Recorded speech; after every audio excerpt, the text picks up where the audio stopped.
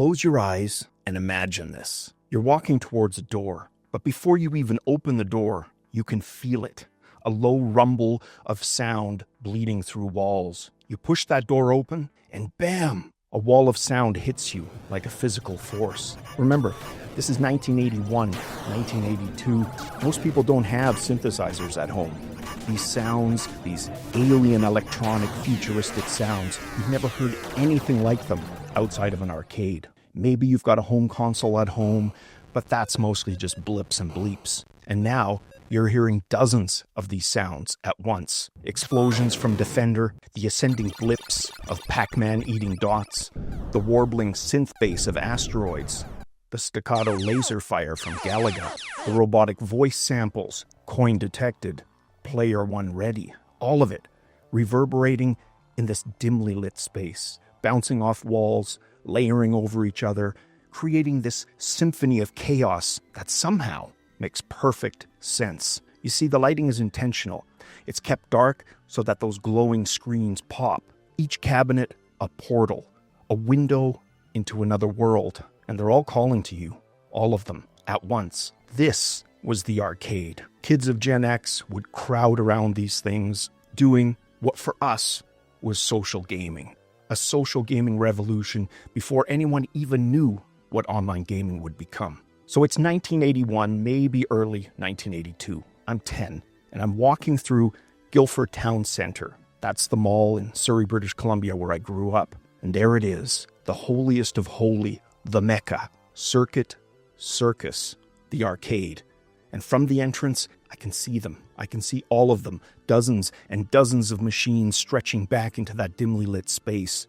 Defender, Stargate, Time Pilot, Asteroids, Pac-Man, all of the good stuff. The legendary cabinets that kids talked about at school like they were mythical artifacts. I couldn't go in. Circuit Circus had a rule. You had to be at least 16 years old to enter. Unaccompanied minors, they weren't welcome. So I'd stand at that threshold with my face pressed up at the glass, peering in, listening to that wall of sound, watching the older kids play, and enviously, I would dream. Sometimes, if I was lucky, I'd catch a break. Somebody's dad would be there, or somebody's older brother, and they'd let me tag along. I get smuggled into this forbidden palace. And for those precious minutes, however long I was inside, surrounded by the sound, surrounded by others, the light, the energy, the crowd of kids watching the good players, the quarters stacking up on the glass ledge indicating who had next, the absolute best times. This was sacred ground. This was Circuit Circus. This was the arcade experience. Then, in 1984, my city, in its infinite wisdom, decided to ban arcades. Just ban them outright. The news reports from that era, they were absolutely something else. They called arcade games hypnotic, quarter-gobbling machines, and they warned parents about video, snaring teens. It was absolute, full-blown moral panic mode. Defender, Pac-Man, Asteroids. To fans, they represent a challenge. But to critics, as Terry Drinkwater reports, they are a menace. But it is physically, you can become physically dependent upon it because you get an arousal and then a relaxation response. It's the same as a roller coaster or gambling or playing cards intensely. So many, in fact, that psychologists are beginning to worry that some youths are becoming spaced out on the space games. And my mom bought into it, you know. I'd still play them, but I would constantly hear, "Why are you playing with those gambling machines?" If any of this sounds familiar, it's basically Footloose, except inside my city, instead of banning dancing, they banned arcades. Circuit Circus was closed. My forbidden palace, the place I dreamed of freely accessing once I turned 16, was gone. Just like that. And I was 11 or 12 years old, watching my gaming mecca get shut down by adults who genuinely believed that Pac-Man was turning kids into zombies. But here's the thing about Gen X kids. We didn't accept it. We adapted. I had some options. Option one was leaving Surrey to a neighboring city, Delta specifically, which still had arcades. They hadn't succumbed to the moral panic yet. So we'd scrape together bus fare, which was about 75 cents at that time, and we would make the expedition. Now think about the economics here. You're a 12-year-old kid, you need bus fare to get there, bus fare to get back, and of course the quarters once you're there for the gaming experience. This required planning, allowance management, negotiations with parents. I'm going to a friend's house in Delta for reasons. But when you got there, when you walked into one of those arcades with your hard-earned quarters, worth it every single time. And you'd always get that stress when you knew you were late and you had to be back, but you just had to put one more quarter in, play just a little bit longer, and that guilt warmed you, but the buzz of the arcade warmed you even more. And so you stayed, and you got in trouble. That's how it went. But here's where it gets interesting. So while my city had banned arcades, there was a loophole. See, if you had 4 or more arcade machines, you needed an arcade license, which my city wasn't issuing anymore. But if you had 3 or fewer machines, that was just entertainment for customers. You didn't need a license, and pretty much every corner store, whether it was 7-Eleven, Max, Hasty's Market, all of them had arcade machines. So suddenly we had an underground network, a distributed arcade system. And we, the neighborhood kids, we mapped it out. All of it, mentally. Rocky's Pizza had Black Tiger. The Korean grocery store Food Plus, Elevator Action. Substop, Kung Fu Master and Tron. And Max had Miss Pac-Man, Donkey Kong, and Stargate. We knew them all. We knew when they rotated games in. Sometimes we'd call ahead. Did you get any new games? Or we would just bike to scout. 5 to 10 stores, that was a typical circuit. And here's the beautiful Gen X irony. While those arcades were banned to keep kids from loitering in dark, seedy arcade parlors, instead we spent our afternoons biking all over the city, hitting up corner stores, and getting exercise while we gamed, arcading with cardio. It had inadvertently made us healthier for our addiction. But let's talk about what made arcades and even these corner store setups so special. This was multiplayer gaming, as I mentioned, before online multiplayer really existed. You didn't play these games alone in your room wearing a headset. You played them in public, in front of people, and that changed everything.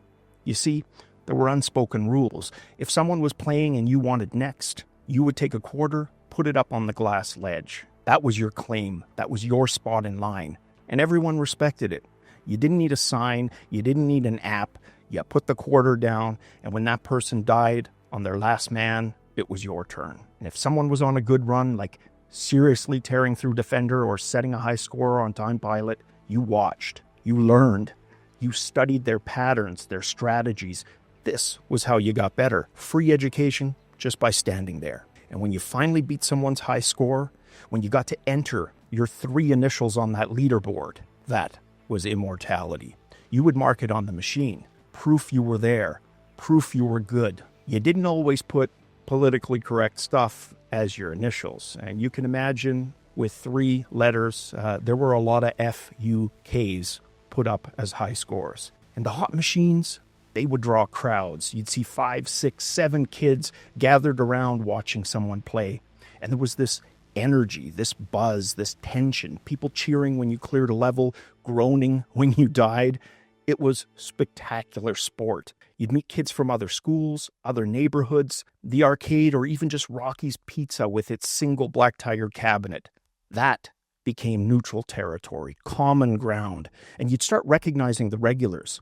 The kid who absolutely dominated Kung Fu Master at Substop, or the teenager who had the elevator action patterns memorized at Food Plus. These were your people, your community, built around a shared love of putting quarters into machines. There was a holy grail. Let's talk about money. Most games were 25 cents, a quarter. Some of the newer, fancier ones, maybe 50 cents. But quarters were the currency of the realm. You'd go to the bank with your allowance, your birthday money, your lawn mowing cash, your paper route money, and you'd get it converted. Bills to quarters, usually in rolls. And the holy grail? A full roll of quarters. 40 quarters, $10. And if you had that roll of quarters in your pocket, you were rich. It was like having Excalibur. You were unstoppable.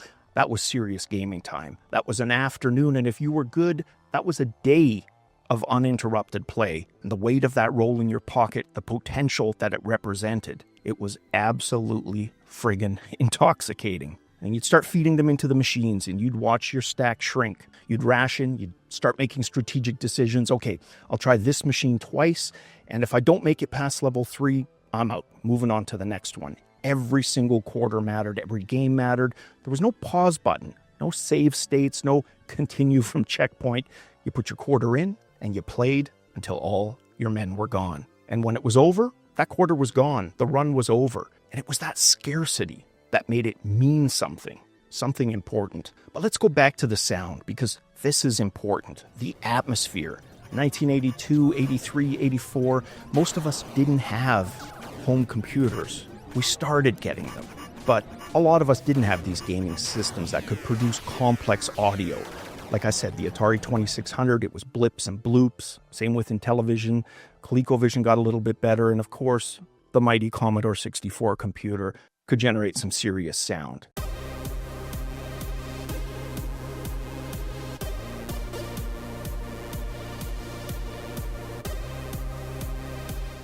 But walking into an arcade or any of these stores, to hear that deep resonant bass, or the chirpy, almost musical sound design of Pac-Man, it was a feeling like no other. Standing in an arcade with dozens of these machines running at once, all of these sounds layered over each other, creating a dense, chaotic, beautiful landscape. It was overwhelming, it was immersive, and it was alive. You would leave smelling like carpet, stale popcorn, hell, even cigarettes, because in some of the places you could still smoke. And you know what? Your eyes would have to adjust to the light when you left, and you couldn't wait to get back. So why does this matter? Why does me talking to you about putting quarters into machines in dimly lit rooms matter? Because arcades for my generation were that original social gaming network. We talk about online gaming today like it invented multiplayer, like it invented social gaming.